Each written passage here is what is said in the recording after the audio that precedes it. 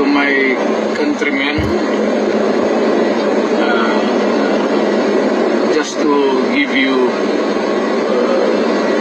the current situation. I am about to land sa Hague. Galing ako Dubai. Stopover for it's a long haul, it's a long flight. Okay ako. Do not worry. And I think this is something to do with the law and order noon. At sinasabi ko naman sa mga pulis at military na trabaho kayo at ako ang managot. So ito na nga. For all of the whatever happened in the past, ako na yung nag-front sa ating law enforcement at military. Sinabi ko na I will protect you and I will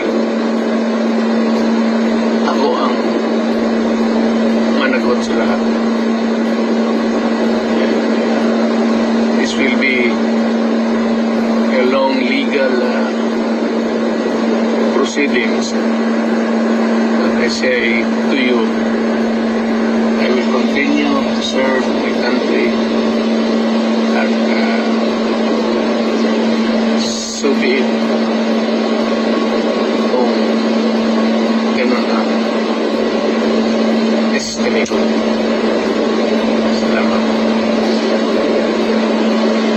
Ito po ang kaganapan ngayon sa labas po mismo ito ng ICC, kung saan inaantabayanan ng ating mga kababayang OFWs ang pagdating ni Tatay Digong Duterte.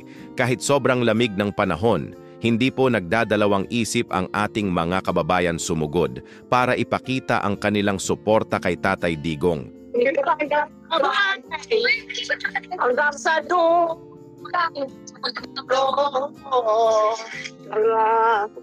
Din pag-ibig ko, tatay!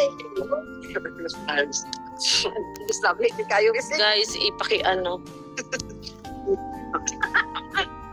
Paki-share ko sa akong live, guys. Kilala mo si tatay. Guys, paki-share ko sa akong balik lang po daw live kina Potol kaganina. My live is ano, potol-potol.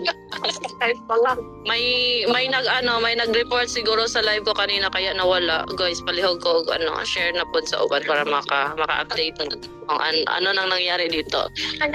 Now it's 5:28 na in the afternoon. Dari lapit tulo. Tugnaw kayo guys. Naami sa gawas ako. Kanina lang dali mag-tatay. Tatay. Yan. Guys, palihog ko og share sa akong live. Kasi tatay padalog na siya dali. Palihog og share sa akong live, guys.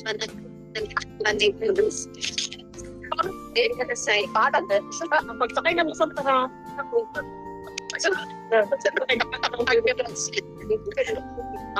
Na ay mga media dari dagan na kayo nagulat. So bayaran. Palihog og share sa akong live yun nag-report ka ganina nawala. Mga bitter nga mga person. Seryoso ko. Kita beautifier please. Ating mga paninja doon. Beautifier please. Parang guwapa meron ketchup na. Akala niyo? Ito pa naman doon natin. Ay, taga London nga media. Ay, palit kayo. Ay, palat. Hindi asya. Maghintay lang yun ni tatay. Hello. Hello. So guys, live here at in the... Ay, katog na.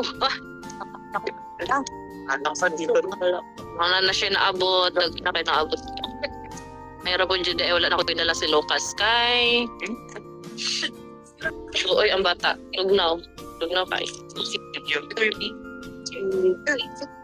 So, i-share ko sa ako ang live. Sige ka putol akong live. Sige, na mga bitter nga ikuan. live mo, for sure. Na mga bitter nga fans ikuan. Nakasan yung... 20, naka 20. 20 na. Tapos ngayon, balik na kayo na. Tapos nawawala-wala. Sabi ni ate kanina, sabi niya, pa-picture daw siya sa iyo. Siya, oo. Hindi ba, picture ano daw siya. Sa bayanihan mo. Hindi ba, gamit yung camera mo ba? Oo. Mali ba yung Tagalog ko?